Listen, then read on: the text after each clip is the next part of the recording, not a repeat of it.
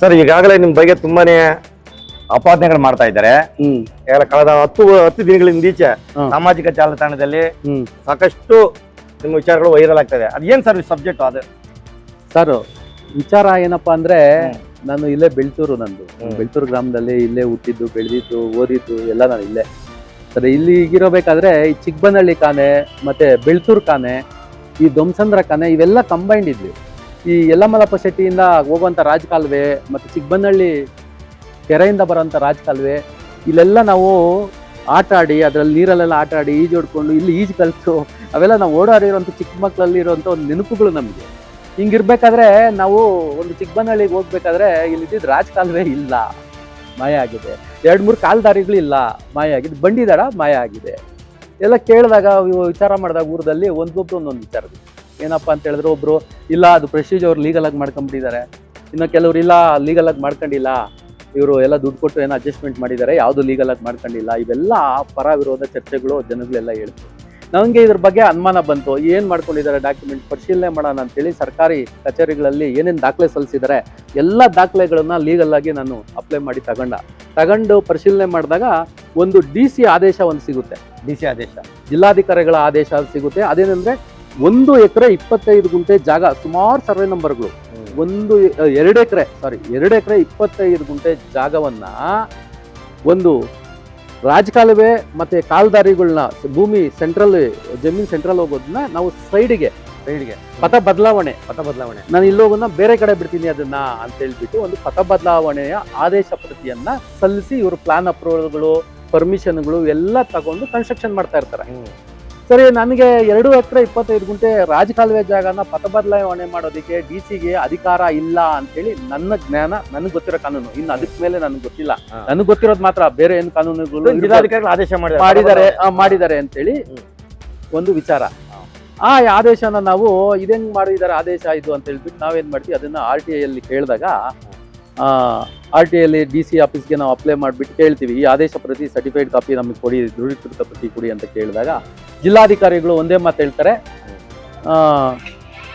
ಇಲ್ಲ ಈ ತರ ಯಾವುದು ಆದೇಶ ಮಾಡಿಲ್ಲ, ಈ ಆದೇಶನೇ ನಾವು ಮಾಡಿಲ್ಲ. ನಾವು ಗಲ್ಲಿ ಬಿಲ್ಲಿಗೆ ಮತ್ತೆ ಇನ್ನೊಂದು 2 ಸಲ ನಾವು ಕೇಳ್ತೀವಿ, ಇಲ್ಲ ಈ ತರ ಆದೇಶವನ್ನ ಮಾಡಿಲ್ಲ ಯಾವುದನ್ನು ಅಂತೇಳಿ ಮತ್ತೆ ಎಂಡಾರ್ಸ್ಮೆಂಟ್ ಕೊಡ್ತಾರೆ.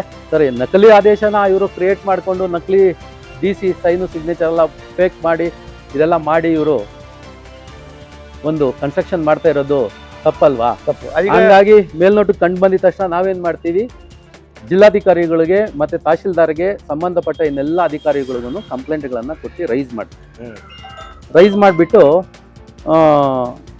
ಅದನ್ನ ಮುಂದುವರಿಸ್ತೀವಿ. ಆದರೆ ಅವರು ಏನು ಆಕ್ಷನ್ ತಗೊಳೋದಿಲ್ಲ.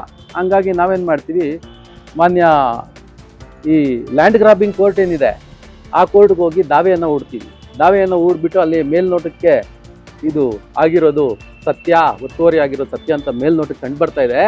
ಹಂಗಾಗಿ ನಾವು ಸ್ಟೇ ಕೇಳ್ತೀವಿ. ಅವರು ನ್ಯಾಯಾಧೀಶರು ಸ್ಟೇಯನ್ನು ಕೊಡ್ತಾರೆ, ತಡೆಯಾಜ್ಞೆಯನ್ನು ಕೊಡ್ತಾರೆ. ಯಾವುದೇ ರೀತಿ ಇದು ಮಾಡಬಾರ್ದು, ಏನು ಕಾಮಗಾರಿನೂ ಮಾಡಬಾರ್ದು, ಸೇಲು ಮಾಡಬಾರ್ದು ಅಂತೇಳಿ ಇದು ಮಾಡ್ತಾರೆ.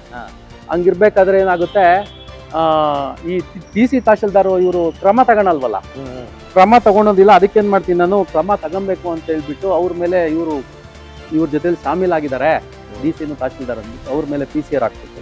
ಕೋರ್ಟ್ಗೆ ಹೋಗಿ ಅವ್ರ ಮೇಲೂ ಸಹ ದಾವೆಯನ್ನ ಈಗ ವಿಶೇಷ ಭೂ ಕಬಳಿಕೆ ನ್ಯಾಯಾಲಯದಲ್ಲಿ ನೀವು ಜಿಲ್ಲಾಧಿಕಾರಿಗಳನ್ನ ಪ್ರತಿವಾದಿಯಾಗಿ ಮಾಡಿದಿರಾ? ಜಿಲ್ಲಾಧಿಕಾರಿಗಳು ತಹಶೀಲ್ದಾರ್ ಅವ್ರನ್ನ ಪ್ರತಿವಾದಿಯಾಗಿ ಮಾಡಿದ್ರೆ ಅವರು ಕೋರ್ಟ್ ಅಟೆಂಡ್ ಆಗಿದ್ರಾ? ಇಲ್ಲ, ನೆಕ್ಸ್ಟ್ ಡೇಟ್ಗೆ ವರದಿ ಕೂಡ ಕೇಳಿದ್ದಾರೆ. ಇದು ಪ್ರಿಲಿಮಿನರಿ ನಡೀತಾ ಇದೆ. ಸ್ಟೇ ಕೊಟ್ಟಿದ್ರೆ ಪ್ರಿಲಿಮಿನರಿ ನಡೀತಾ ಇದೆ. ಅದಾದ್ಮೇಲೆ ಏನಾಗುತ್ತೆ, DC ಮೇಲೆ ತಹಶೀಲ್ದಾರ್ ಮೇಲೆ ನಾವು ಕೇಸ್ ಕೊಡ್ತೀವಿ, ಕಂಪ್ಲೇಂಟ್ ಕೊಡ್ತೀವಿ ಕಾಡುಗೋಡಿ ಸ್ಟೇಷನ್ ಅಲ್ಲಿ. ಅದು ಅವ್ರ ಗಮನಕ್ಕೆ ಹೋಗುತ್ತೆ. ಅವ್ರು ಏನ್ ಮಾಡ್ತಾರೆ, ಪ್ರೊಸೀಜರ್ಗೆ ಒತ್ತಡ ಹಾಕ್ತಾರೆ. ಏನಂತ, ಈ ಪರ್ಮಿಷನ್ ಅಂತ ಯಾರ ಬಂದ್ಬಿಟ್ಟು ನಮ್ಮ ಮೇಲೆ ಸಿಕ್ಕಾಪಟ್ಟೆ ಟಾರ್ಚರ್ ಮಾಡ್ತಾನೆ, ನಮ್ಮನ್ನ FIR ಮಾಡಿಸಿ ಒಳಗೆ ಕಳ್ಸೋದಕ್ಕೆ ಟ್ರೈ ಮಾಡ್ತಾ ಇದ್ದಾನೆ. ನೀವು ಪರ್ಮಿಷನ್ ಸೈಲೆಂಟ್ ಮಾಡಿ, ಇಲ್ಲಾಂದ್ರೆ ಪ್ರಾಬ್ಲಮ್ ಆಗುತ್ತೆ ನಮ್ಗೆ, ನಿಮ್ಗೂ ಪ್ರಾಜೆಕ್ಟ್ ಪ್ರಾಬ್ಲಮ್. ಆಗೇನಾಗುತ್ತೆ, ಪ್ರೆಸ್ಟೀಜ್ ಅವ್ರು ಏನ್ ಮಾಡ್ತಾರೆ, ಇವರು ಈಗ ನಮ್ಮ ವಿರುದ್ಧ ಯಾರು ಪ್ರತಿಭಟನೆ ಮಾಡಿದ್ರಲ್ಲ ಅವ್ರನ್ನ ಅಪ್ರೋಚ್ ಆಗ್ತಾರೆ. ಈ ತರ ಪರ್ಮಿಷನ್ ಅಂತ ಏರಿಯಾದಲ್ಲಿ ಯಾರೋ ಲೀಡರ್ ಅಂತ ನೀವು ಹೋಗಿ ಅಂತ. ಇವರು ನನಗೆ ಫೋನ್ ಮಾಡಿ 1-2-3 ಸಲ 4-5 ಸಲ ಬಂದು ಮಾತಾಡಿ ನನಗೆ ಒತ್ತಾಯ ಮಾಡ್ತಾರೆ, ಆಮಿಷಗಳನ್ನ ಸಹ ಒಡ್ತಾರೆ, ಎಲ್ಲ ಇದು ಮಾಡ್ತಾರೆ, ಏನೇನೋ ಇಲ್ದಿದ್ದೆಲ್ಲ ಹೇಳ್ತಾರೆ. ಅದೇ ಯಾವುದೇ ಒಂದು ಇದಕ್ಕೂ ನಾನು ಒಪ್ಕೊಂಡಿರೋದಿಲ್ಲ. ನಾನು ಬಂದ್ಬಿಟ್ಟು, ಇಲ್ಲ ಬ್ರದರ್, ನೀವು ತುಂಬಾ ಒಳ್ಳೆ ಹೋರಾಟಗಾರರು, ನೀವು ನಾನು ಇವರು ಬಂದು ನನ್ನ ಹತ್ರ ಮಾತಾಡಿರುವಂಥದ್ದು ಪ್ರತಿಯೊಂದು ವಿಡಿಯೋ ಕ್ಲಿಪ್ಪನ್ನು ಆಡಿಯೋ ಕ್ಲಿಪ್ಪನ್ನು ಎಲ್ಲಾನು ಇದೆ. ಅವರು ಏನು ಅನ್ಕೊಂಬೋದು ಏನೋ ನನಗೆ ಗೊತ್ತಿಲ್ಲ, ಎಲ್ಲನೂ ನನ್ನ ಹತ್ರ ಇದೆ. ನನ್ನ ಹತ್ರ ನನ್ಗೆ ಇರೋ ಸಾಕ್ಷಿಗಳು ನಾನು ಕೊಡ್ತೀನಿ. ಎಲ್ಲ ಹೇಳ್ಬಿಟ್ಟು ನನ್ನ ಜೊತೆಲಿ ಫೋಟೋ ಇಟ್ಕೊಂಡು ಹೋಗ್ಬಿಟ್ಟು ಪ್ರೆಸ್ಟೀಜಲ್ಲಿ ನಹೀಮ್ಗೆ ತೋರಿಸ್ಬಿಟ್ಟು ನನ್ನ ಜೊತೆಲಿ ಫೋಟೋ ಇರೋದನ್ನ ಮಾತುಕತೆ ಮಾಡಿದ್ದೀವಿ ಅಂತೇಳಿ ಅಲ್ಲಿ ಏನು ಮಾಡ್ಕೊಂಡಿದ್ದಾರೆ ನನಗೆ ಗೊತ್ತಿಲ್ಲ. ನನ್ನ ಪ್ರಕಾರ ಅಲ್ಲೇನೋ ದುಡ್ಡು ಇಸ್ಕೊಂಡಿದ್ದಾರೆ, ನನ್ನನ್ನು ರಾಜಿ ಮಾಡಿಸ್ತೀನಿ ಅಂತ ಬೇರೆಯವ್ರು ಮಾತಾಡ್ತಾರೆ. ನನಗೆ ಕ್ಲಿಯರ್ ಕಟ್ ಗೊತ್ತಿಲ್ಲ, ನನಗೆ ಪ್ರೆಸ್ಟೀಜ್ ಅವ್ರು ಹೇಳಿಲ್ಲ ಅಂತ ಹೇಳ್ತಾ ಇದ್ದಾರೆ. ಹಿಂಗಿರ್ಬೇಕಾದ್ರೆ ಈ ಮುಂದುವರೆದ ಭಾಗ ನಾವು ಹೋರಾಟ ಮಾಡಿಕೊಂಡು ಸ್ಟಾರ್ಟ್ ಮಾಡಿದಾಗ ಇವರು ಮತ್ತೆ ಧಮ್ಕಿಗಳು. ಈಗ ನಿಮ್ಮ ಈಗೇನು ಪ್ರೆಸ್ಟೀಜ್ ಎಲ್ಲ ಸಂಪೂರ್ಣವಾದ ಮಾಹಿತಿಯನ್ನು ಕೊಟ್ಟರೆ ಅವ್ರ ನೈಮ್ ಹತ್ರ ಹೋಗಿ ಫೋಟೋ ಇಟ್ಕೊಂಡು ಏನೋ ಒಂದು ಇದು ಮಾಡಿದ್ರು. ಆದ್ರೆ ಈಗ ದಲಿತ ಚಳವಳಿ ನಾಗೇಶ್ ಅಂತಕ್ಕಂಥವ್ರ ಮುಖಾಂತರ ನಿಮ್ಮನ್ನ ಭೇಟಿ ಮಾಡಿ ನಿಮ್ಗೆ 1.5 ಕೋಟಿ ರೂಪಾಯಿ 1.5 ಹಣವನ್ನ ಕೊಟ್ಟಿದ್ದಾರೆ ಅಂತ ಹೇಳ್ತಾ ಇದ್ರೆ ಅದ್ರ ಬಗ್ಗೆ ಏನ್ ಹೇಳ್ತೀರಾ ಸರ್? ಅದ್ರ ಬಗ್ಗೆ ನಾನು ಹೇಳ್ತೀನಿ, ಈ ವಿಚಾರ ಎಲ್ಲ ಗೊತ್ತಾದಾಗ ಇದೆಲ್ಲ ಎಲ್ಲ ಕಡೆಯಿಂದ ಇವ್ರು ಪ್ರೆಸರ್ ಮಾಡಿಸಿ ಫೋನ್ಗಳು ಹಾಕಿ ಟಾರ್ಚರ್ ಇಡ್ತಾರೆ. ನನಗೆ ಟಾರ್ಚರ್ ಇಟ್ಟಾಗ ನಾನು ಒಪ್ಪೋದಿಲ್ಲ. ನಾಗೇಶ್ ಎಲ್ಲೋ ಸಿಗ್ತಾರೆ ಇವ್ರಿಗೆ, ಯಾರಿಗೆ? ಸೋರುಂಸೆ ವೆಂಕಟೇಶ್ಗೆ ಸಿಕ್ಕಿದಾಗ ಪರಮೇಶ್ ನಿಮ್ಮ ಫ್ರೆಂಡ್ ಅಂತ ಕೇಳಿದಾಗ ಹೌದು ಫ್ರೆಂಡು, ಪರಮೇಶ್ ಹತ್ರ ಮಾತಾಡು, ಇದು ಹಂಗೆ ಹಿಂಗೆ ಅಂತೇಳಿ ಇವ್ರು ಹೇಳ್ತಾರೆ. ನಾಗೇಶ್ ಏನು ಮಾಡ್ತಾರೆ, ಇಲ್ಲ ನಾನು ಪರಮೇಶ್ ಹತ್ರ ಮಾತಾಡೋಕ್ಕಾಗಲ್ಲ, ಫಸ್ಟ್ ಅಲ್ಲಿ ಯಾರ ಹತ್ರ ಮಾತಾಡೋದಕ್ಕೆ ಏನು ಸಮಸ್ಯೆ ತಿಳ್ಕೊಳ್ಳೋಣ ಕರ್ಕೊಂಡು ಹೋಗು ಅಂತ ಹೇಳ್ತಾರೆ. ಆಗ ಸೋರುಂಸೆ ವೆಂಕಟೇಶ್ ಅವರೇ ಪ್ರೆಸ್ಟೀಜ್ ಆಫೀಸ್ಗೆ ಕರೆದಿರ್ತಾರೆ ನಾಗೇಶ್ಗೆ. ಈ ವಿಚಾರ ಯಾವುದೋ ನನಗೆ ಗೊತ್ತಿರೋದಿಲ್ಲ. ಈ ವಿಚಾರ ನಾಗೇಶ್ ಹೋಗಿರೋದಾಗ್ಲಿ ಸೋರುಂಸೆ ಕರೆದಿರೋದು ಈ ವಿಚಾರಗಳೇ ನನಗೆ ಗೊತ್ತಿಲ್ಲ. ಹೋಗಿ ಅಲ್ಲಿ ಮಾತಾಡಿದಾಗ ಇವ್ರು ಇರೋದಿಲ್ಲ, ಯಾರು? ಸೋರುಂಸೆ ವೆಂಕಟೇಶ್ ಇರೋದಿಲ್ಲ. ಅಲ್ಲಿ ಇವ್ರು ನಹೀಮ್ ಅವ್ರು ಇರ್ತಾರೆ.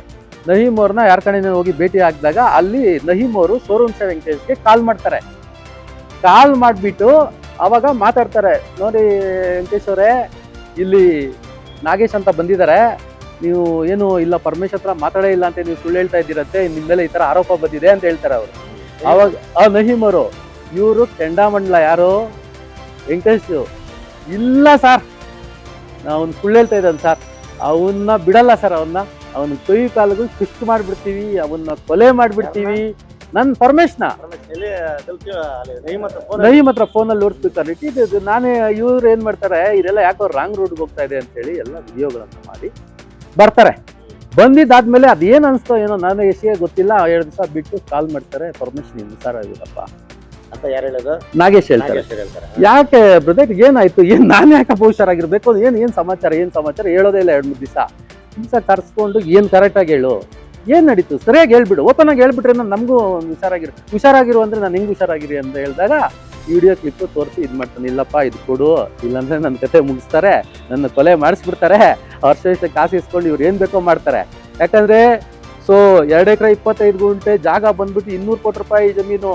ಅದಕ್ಕಿಂತ ಇಂಪಾರ್ಟೆಂಟ್ ಏನಂದ್ರೆ 2 ಕೋಟಿ 25 ಕೋಟಿ ರೂಪಾಯಿ, 2 ಎಕರೆ 25 ಗುಂಟೆ ಜಮೀನಲ್ಲ ಇಲ್ಲಿ ಇಂಪಾರ್ಟೆಂಟು. ಅದನ್ನ ನಾವು ಸ್ಟೇ ಮಾಡಿಸ್ತೀವಿ. ಎಂಟೈರ್ ಪ್ರಾಜೆಕ್ಟ್ ನೀವು 3,000 ಕೋಟಿ ರೂಪಾಯಿ ಪ್ರಾಜೆಕ್ಟ್ ನಿಂತೋಗುತ್ತೆ. ಪ್ಲಾನ್ ಎಲ್ಲ ಮತ್ತೆ ಅದೆಲ್ಲ ತುಂಬಾ ಸಮಸ್ಯೆ ಆಗುತ್ತೆ. ಹಿಂಗಾಗಿ ಇವ್ರೇನು 5 ಕೋಟಿ 10 ಕೋಟಿ ಕೊಟ್ಟು ನಮ್ಮನ್ನು ಕೊಲೆ ಮಾಡಿಸೋದ್ರಲ್ಲೇನು ಹಿಂದೆ ಹೋಗಲ್ಲ ಇವರು. ಭೇಟಿ ಮಾಡಿದಾಗ ನೀವು 50 ಕೋಟಿ ರೂಪಾಯಿ ಹಣವನ್ನ ಡಿಮ್ಯಾಂಡ್ ಇಟ್ಟು, 50 ಕೋಟಿ ರೂಪಾಯಿ 100 ಕೋಟಿ ರೂಪಾಯಿ ಹಣವನ್ನ ಡಿಮ್ಯಾಂಡ್ ಇಟ್ಟಂತೆ. ಹೀಗೆ ನಿಮಗೆ 1.5 ಕೋಟಿ ಹಣವನ್ನ ಯಾರು ನಮ್ಮ ವಿಜಯಕುಮಾರ್ ಅಂತಕ್ಕಂಥವನು ದಲಿತ ಚಳವಳಿ ನಾಗೇಶ್ ಮುಖಾಂತರ ನಿಮ್ಗೆ ಹಣ ಸೇರಿದೆ ಅಂತ ಹೇಳ್ತಾರೆ. ಇದು ಹೌದಾ ಅಲ್ವಾ ಸರ್? ಅದೇ ನಾನು ಹೇಳ್ತೀನಿ ವಿಚಾರವಾಗಿ. ಈ ಮೆಮೊರಂಡಮ್ ಸಹ ವೈಟ್ ಫೀಲ್ಡ್ ಅಲ್ಲಿ ಲೀಗಲ್ ಆಗಿ ಸೈನ್ ಹಾಕಿ ಸರ್ಕಾರಿ ಕಚೇರಿಗೆ ನಮ್ಮ DCP ಆಫೀಸ್ಗೆ ಕೊಟ್ಟಿದ್ದಾರೆ. ಇದನ್ನು ಸಹ ನಾವು ತಗೊಂಡು ಅದನ್ನೇ ನಾನು ಇವತ್ತೆಲ್ಲ ಮಾಡ್ತಾ ಇದ್ದಿದ್ದು. ನೀನು ಹೋಗ್ಬಿಟ್ಟು ಇದು 1.5 ಕೋಟಿ ತಗೊಂಡಿದ್ದಾನೆ, ಅದು ಬರ್ತೈತೆ ಇದು ಅಂದ್ಬಿಟ್ಟು ನೀನು ಸ್ಟೇಷನ್ ಅಲ್ಲೆಲ್ಲ ಕೊಡೋದು. ಸಂಬಂಧಪಟ್ಟ ಇಲಾಖೆ ಕೊಡಬೇಕು. ಸಂಬಂಧಪಟ್ಟ ಇಲಾಖೆಗೆ ನಾನು ಕೊಡ್ತೀನಿ, ನೀವೇನು ಮಾಡಬೇಡಿ. ನೀವು ಹಂಗೆ ಇರಿ, ನಾನು ಕೊಡ್ತೀನಿ. ಇನ್ಕಮ್ ಟ್ಯಾಕ್ಸ್ ಅದು ಇದಕ್ಕೆ ಕೊಡ್ತೀನಿ, ಮತ್ತೆ EDಗೆ ಬರುತ್ತೆ ಅಂತ ಹೇಳ್ತಾ ಇದ್ದಾರೆ, ಅದಕ್ಕೂ ಕೊಡ್ತೀನಿ. ಕೊಟ್ಬಿಟ್ಟು 1 ವಾರ 15 ದಿವಸ ಹೈಕೋರ್ಟ್ಗೆ ಫೈಲ್ ಮಾಡ್ತೀವಿ, ಡೈರೆಕ್ಷನ್ ಮಾಡಿಸ್ತೀವಿ. ನನ್ನ ಮೇಲೆ ಆರೋಪ ಮಾಡ್ತಾ ಇದ್ದೀರಲ್ಲ, ನನ್ನ ಮೇಲೆ ಸೇರಿ, ಸೋರುಂಸೆ ವೆಂಕಟೇಶ್ ಮೇಲೆ ಸೇರಿ, ಯಾರು ವಿಜಯಕುಮಾರ್ ಮೇಲೆ ಸೇರಿ, ನಹೀಮ್ ಮೇಲೆ, DC ಮೇಲೆ, ಜಗದೀಶ್ ಜಿಲ್ಲಾಧಿಕಾರಿ DC ಮೇಲೆ, ತಹಶೀಲ್ದಾರ್ ಮೇಲೆ, ಎಲ್ಲರ ಮೇಲೇನು ತನಿಖೆ ಆಗ್ಬೇಕಿದ್ದು. ಯಾರ್ಯಾರು ಎಷ್ಟೆಷ್ಟು ಕೋಟಿ ತಿಂದವ್ರೆ, ಸರ್ಕಾರಿ ಜಮೀನು ಯಾಕೆ ಇವತ್ತು ಇಷ್ಟೆಲ್ಲ ಆಗಿದ್ರೇನು ಕ್ರಮ ತಗಂತ ಇಲ್ಲ, ಎಲ್ಲ ಬಯಲಿಗೆ ಬರಬೇಕು. ನಾನು ಅಕ್ರಮ ಜಾಸ್ತಿ ಮಾಡಿದ್ದೀನಿ, ನನ್ನ ಮೇಲೆ ಆರೋಪ ಮಾಡ್ತಾ ಇದ್ದಾರಲ್ವಾ, ಟ್ಯಾಕ್ಸ್ ಕಟ್ಟಿಲ್ಲ ಅಂತ ಹೇಳ್ಬಿಟ್ಟು ಕೊಡ್ಲಿ, ನನ್ನ ಲೀಗಲ್ ಡಾಕ್ಯುಮೆಂಟ್ಸ್ ಇದೆ, ನಾನು ತೋರಿಸ್ತೀನಿ. ಇವ್ರದ್ದು ಅತಿ ಶೀಘ್ರದಲ್ಲಿ ನಾನು ಕಲೆ ಆಗ್ತಾ ಇದ್ದೀನಿ ದಾಖಲೆಗಳು. ನನ್ಗೆ ಯಾವುದೇ ಕಾರಣಕ್ಕೂ ದುಡ್ಡು ವಿಚಾರ ನನ್ಗೆ 1 ರೂಪಾಯಿ ಇದುವರೆಗೂ ಸೇರಿಲ್ಲ. ಆದ್ರೆ ಇವ್ರು ಬಂದು ಒತ್ತಾಯ ಮಾಡಿದ್ ನಿಜ. ನೀವು ಹೆಣ್ಣು ಮಕ್ಕಳನ್ನ ಬಳಕೆ ಮಾಡ್ಕೊಂಡು ಪ್ರತಿಷ್ಠಿತ ವ್ಯಕ್ತಿಗಳನ್ನ ಮತ್ತು ಸರ್ಕಾರದ ಹಿರಿಯ ಅಧಿಕಾರಿಗಳನ್ನ ಬ್ಲಾಕ್ ಮೇಲ್ ಮಾಡ್ತಾ ಇದಾರಂತೆ, ನಿಜಾನ ಸರ್? ಸರ್ ಯಾರು ಬ್ಲಾಕ್ ಮೇಲ್ ಮಾಡಿ ಸರ್ ಇವತ್ತು ವ್ಯವಸ್ಥೆ ಅಪವಾದ ಮಾಡ್ತಾ ಇದಾರೆ.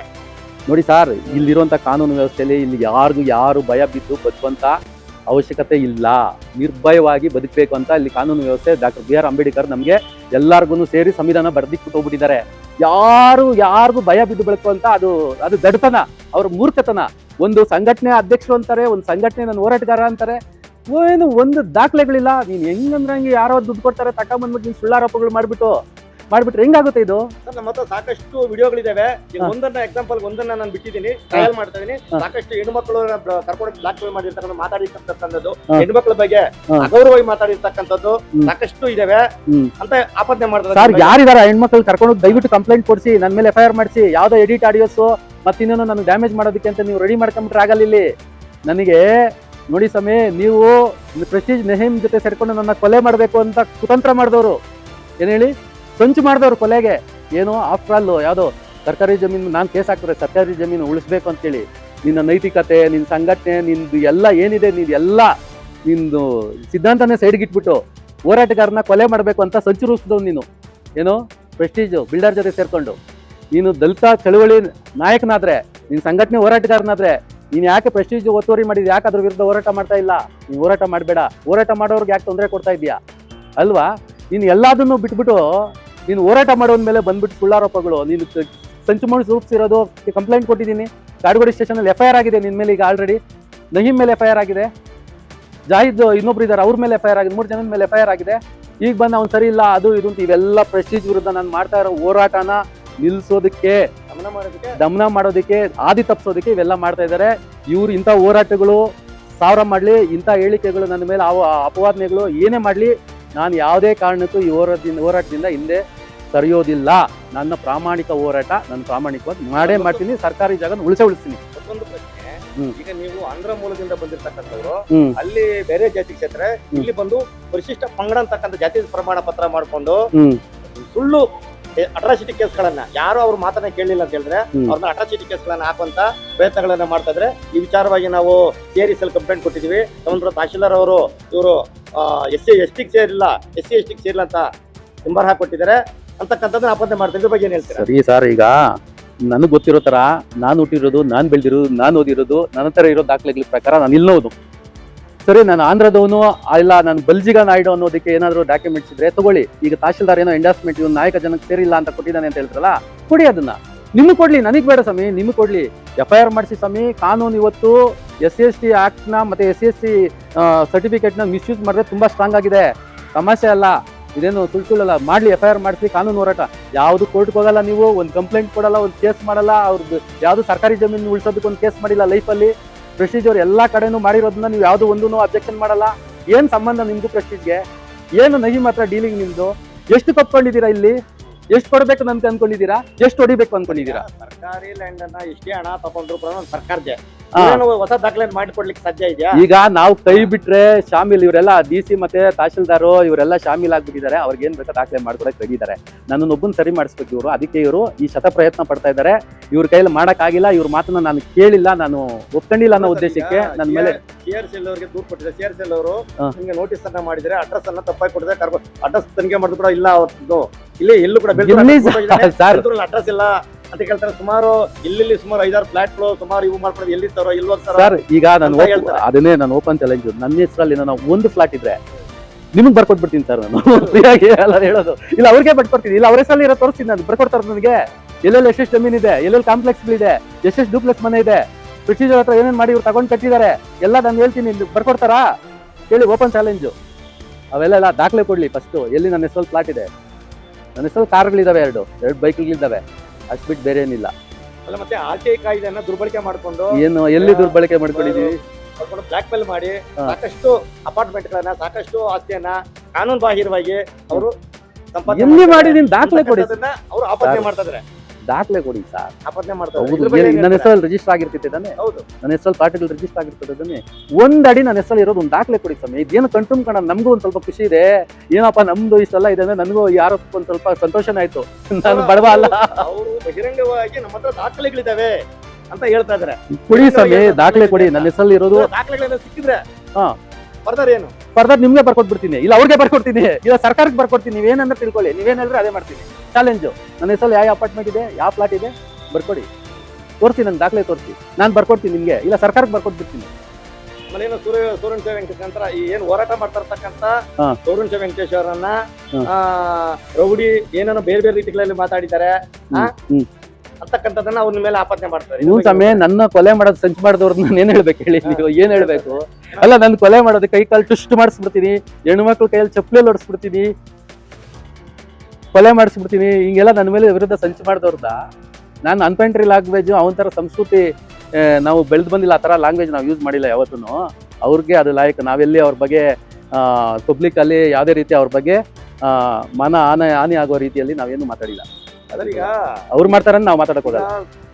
ಕರ್ನಾಟಕ ದಲಿತ ರಕ್ಷಣಾ ವೇದಿಕೆ ರಾಜ್ಯಾಧ್ಯಕ್ಷರಾಗಿರ್ತಕ್ಕಂಥ ಸೂರ್ಯನ್ ಶ ವೆಂಕಟೇಶ್ ಅವರು ಮತ್ತು ವಿಜಯಕುಮಾರ್ ಅವರು ನಿನ್ನನ್ನು ಇದುವರೆಗೂ ಸಹ ಮುಖಾಮುಖಿ ಭೇಟಿ ಆಗಿದ್ರಾ? ಆಗಿದ್ರು ಈ ವಿಷಯ ಸಂಬಂಧ ಎಲ್ಲ ಮಾತಾಡಿದ್ರು, ಈ ವಿಚಾರ ಮಾತಾಡಿದ್ರು, ಬೇರೆ ಬೇರೆ ವಿಚಾರಗಳು ಮಾತಾಡಿದ್ರು. ಮಾತಾಡಿದ್ರು. ಯಾವ್ದೋ ಕೇಸ್ ಹಾಕ್ಬೇಕಂತಾನು ಹೇಳಿದ್ರು, ಯಾವ್ದೇದ್ ಮಾಡಿದಿರ ಹೋರಾಟ ಅಂತ ಕೇಳಿದ್ರು, ನಾವೆಲ್ಲ ಹಿಂಗೆಲ್ಲ ಮಾಡಿದ್ವಿ ಅಂತ ಹೇಳಿದ್ರು, ಹೇಳಿದ್ವಿ, ಎಲ್ಲ ಇದೆ, ಅದೆಲ್ಲ ಇದೆ. ಮತ್ತೆ ಪ್ರೆಸ್ಟೀಜ್ ನೀನು ಒಪ್ಕೊಂಡು ಏನೋ ಮಾಡ್ತೀವಿ ಅಂದ್ರು ನಾನು ಬೇಡ ಅಂತ ಹೇಳಿ. ಬೇಕಾಗಿಲ್ಲ, ನಾನು ಸರ್ಕಾರ ಸೇರ್ಲಿ ಅಲ್ಲ, ಇದು ನನ್ನ ಹೆಸರು ಮಾಡ್ಬೇಕು ಅಂತ ಮಾಡ್ತಾ ಇರೋದು.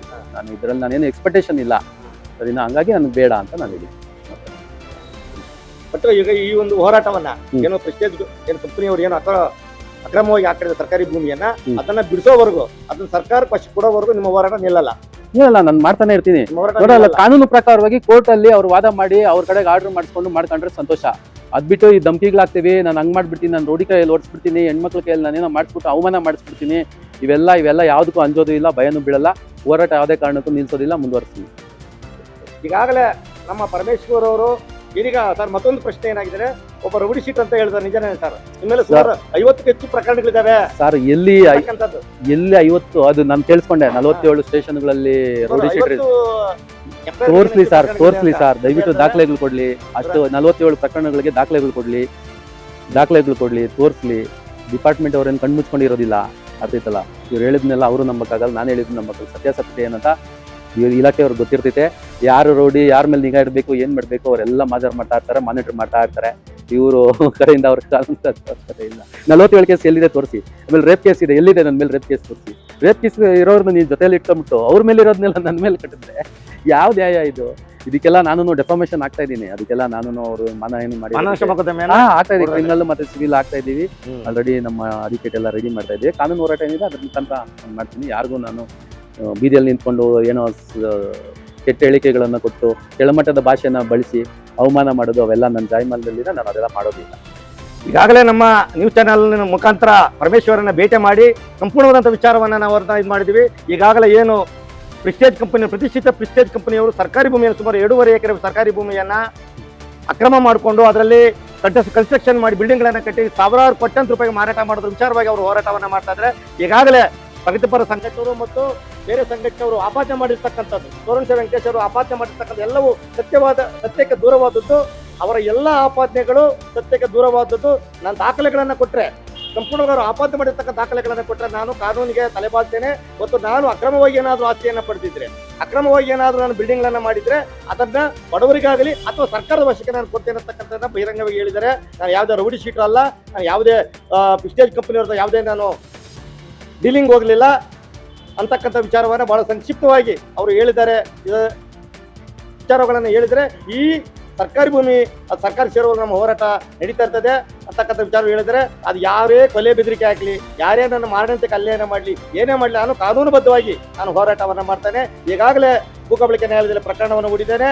ಸರ್ಕಾರ ಅದಕ್ಕೆ ದಾಖಲೆಗಳಿದ್ರೆ ಸರ್ಕಾರ ಉಳಿಸ್ಕೊಳ್ಳಿ ಅಥವಾ ಸರ್ಕಾರ ಉಳಿಸಿ ಪ್ರಿಸ್ಟೇಜ್ ಕಂಪನಿಯವರು ಕೊಡಲಿ, ಅಥವಾ ದಾಖಲೆಗಳಿಲ್ಲದ್ರೆ ಸರ್ಕಾರ ವಶಕ್ಕೆ ಕೊಡುವಂಥ ಒಂದು ಪ್ರಯತ್ನವನ್ನು ನಾನು ಮಾಡ್ತೇನೆ. ಮತ್ತು ನನಗಾಗಿರ್ತಕ್ಕಂಥ ಮಾನಹಾನಿ, ನನ್ನ ಬಗ್ಗೆ ಮಾತಾಡಿರ್ತಕ್ಕಂಥ ಅವಿಧಾನಕಾರಿಯಾಗಿ ಮಾತಾಡಿರ್ತಕ್ಕಂಥದ್ದು, ಬೇರೆ ಬೇರೆ ರೀತಿಗಳಲ್ಲಿ ಮಾತಾಡ್ತಕ್ಕಂಥ ವಿಚಾರವನ್ನ ನಾನು ಸಂಬಂಧಪಟ್ಟ ಕಾನೂನು ಚೌಕಟ್ಟಿನಲ್ಲಿ ನ್ಯಾಯಾಲಯದಲ್ಲಿ ನನ್ನ ಮಾನನಷ್ಟ ಮೊಕದ್ದಮೆ ಹೂಡುವ ಮುಖಾಂತರ ನಾನು ಉತ್ತರವನ್ನು ಕೊಡ್ತೇನೆ ಅಂತಕ್ಕಂಥದ್ದನ್ನು ಹೇಳಿದರೆ, ಈಗಾಗಲೇ ದಲಿತ ನಾಗೇಶ್ವರ ಮುಖಾಂತರ ನಾನು ಯಾವುದೇ ಡೀಲಿಂಗ್ ಅನ್ನು ಮಾಡ್ಲಿಕ್ಕೆ ನಾನು ಯಾವುದೇ ಕಳ್ಕೊಡಿಲ್ಲ. ಸೌಹಾರ್ದಯುತವಾಗಿ ಮಾತಾಡ್ಲಿಕ್ಕೆ ನಾನು ಬರಮಾಡಿದ್ರು. ಸೌಹಾರ್ದಯುತವಾಗಿ ಬೇರೆ ಬೇರೆ ಎಲ್ಲ ವಿಚಾರಗಳ ಅವ್ರ ಜೊತೆ ನಾನು ಚರ್ಚೆ ಮಾಡಿದ್ದೇನೆ. ಅದು ಈ ವಿಚಾರವಾಗಿ ಯಾವುದು ಕೂಡ ನಾನು ಮಧ್ಯವರ್ತಿಯಾಗಿ ನೀವೇನು ಮಾಡಬೇಡಿ ಮಾಡಿ ಅಂತ ನಾನು ಯಾವ್ದು ಕೂಡ ಹೇಳಲಿಲ್ಲ. ನಾನು ಯಾವುದೇ ಆಮಿಷಕ್ಕೆ ಅವ್ರಿಗೆ ಈ ಸಂದರ್ಭದಲ್ಲಿ ನಮ್ಮ ನ್ಯೂಸ್ ಚಾನಲ್ ಜೊತೆಗೆ ಹಂಚಿಕೊಂಡಿದ್ದಾರೆ. ಧನ್ಯವಾದಗಳು ಪರಮೇಶ್ವರ್.